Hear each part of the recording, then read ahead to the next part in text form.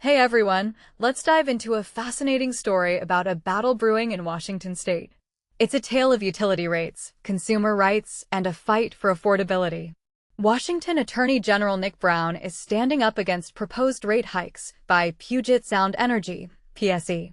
PSE, a private utility with a monopoly in western Washington, wants to raise electric rates by a whopping 29% and natural gas rates by 20% over the next 3 years.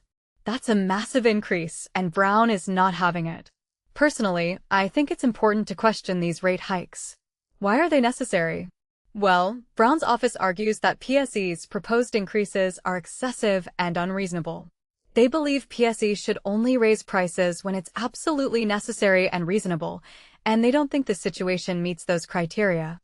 Now, here's where it gets interesting. PSE, as a private, for-profit utility, needs approval from the Washington Utilities and Transportation Commission for these rate hikes.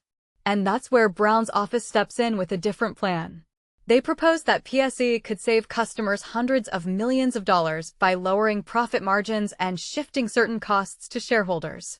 Brown suggests reducing PSE's return on equity and making shareholders contribute more to expenses like insurance and executive compensation.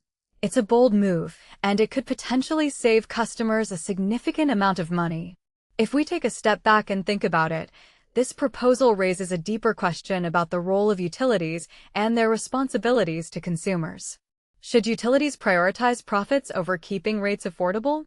Or should they strike a balance between profitability and ensuring that essential services remain accessible to all? Now, let's look at the potential impact of these rate hikes. If approved, PSE's proposed increases would result in an average household paying an additional $28.31 per month for electricity and $13.63 per month for gas, starting in January 2027. And that's just the beginning.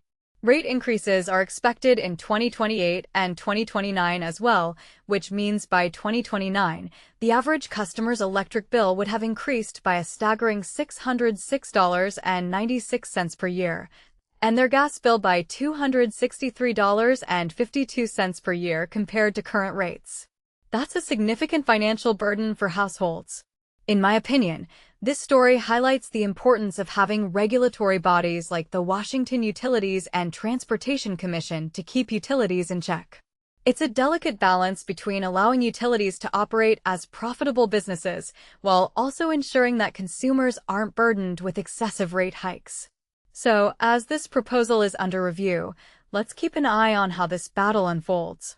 It's a fascinating insight into the world of utility regulation and the impact it can have on our daily lives. Thanks for joining me, and I'll keep you updated on any further developments in this ongoing story.